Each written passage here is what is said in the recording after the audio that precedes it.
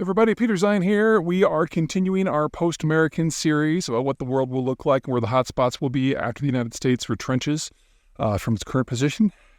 Coming to you from the Eagle's Nest Wilderness just below Gore Lake. And today we are going to discuss the East Asian Rim.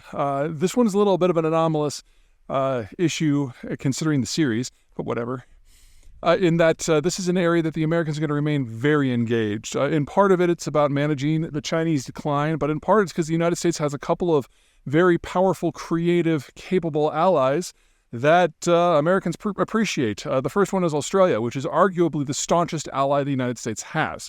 And it has always, for the last 50 years at least, served as a bit of a deputy for American interest in Southeast Asia, which is a region that the United States is interested in, but has never really had the time to give the amount of attention that it deserves, and that's where the Australians come in. They've got excellent relations with most of the countries in the region, most notably Singapore and Indonesia. And then, of course, you've got New Zealand there as a sidekick. Part of the reason that the United States has given nuclear-powered submarines and a free trade deal to the Australians is because they've been so loyal and so long in areas that are out of theater. They participated in Vietnam and Korea. They participated in Iraq and Afghanistan. They've always been there because they know at the end of the day, if they don't have a partnership with the Americans, then they are on their own, and they can read a map and they realize they're wildly outnumbered in the region. So it is a strategy that they've been following for decades. It's a strategy that has borne a lot of fruit, and it's a strategy that will continue to serve them well into the future. The other country is more of a newcomer, and that's Japan.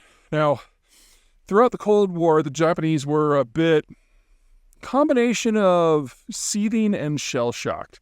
They had been defeated soundly in World War II. They had been nuked twice, which was something that didn't happen to Nazi Germany. And the post-war settlements were, if anything, harsher on the Japanese than they were on the Germans. And so there's always this lingering nationalist ideal in Japan that wanted to move beyond the American alliance network of the Cold War. But between the defeat, the occupation, American military force, and the Soviets and the Chinese right there, they never really had that choice. Well, over the last 15 years, politics in Japan have evolved. It's not that the nationalism is gone, no. But the Chinese have become a much more clear and present danger than they thought the Chinese could ever be. And the Russians, with their weakness in the Ukraine war, are showing themselves to be wobbly, which means that the Japanese have become very thoughtful about what their possibilities might become, that some things may not be what they thought, some might be harder, some might be easier.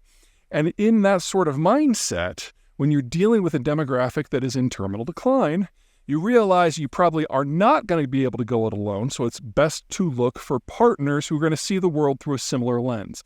And that has led them willingly back to the United States.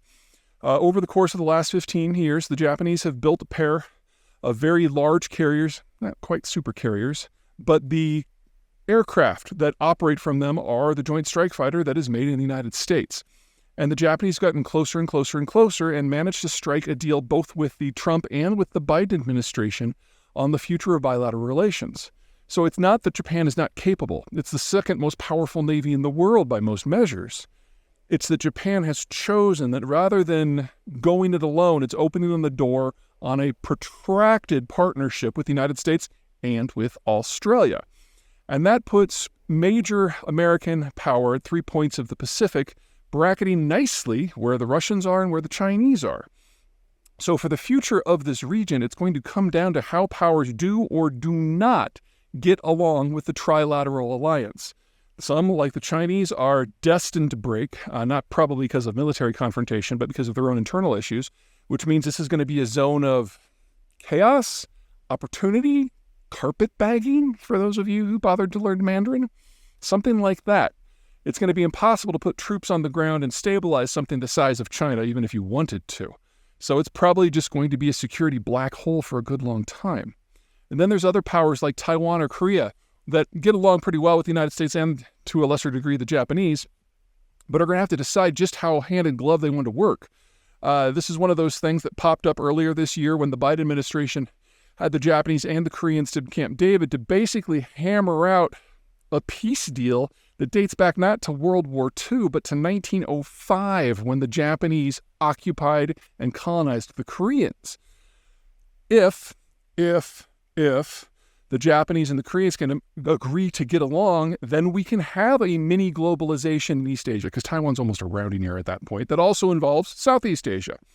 But if the Koreans decide to go a different direction, then there's a very big security problem, because the Japanese will never be secure so long as the Koreans are a hostile power. So a lot of this remains an act in progress, but we're starting to see the outlines of a post-Russia, post-Chinese Asia already, and it speaks with an Australian and a Japanese accent. All right, that's it. Bye.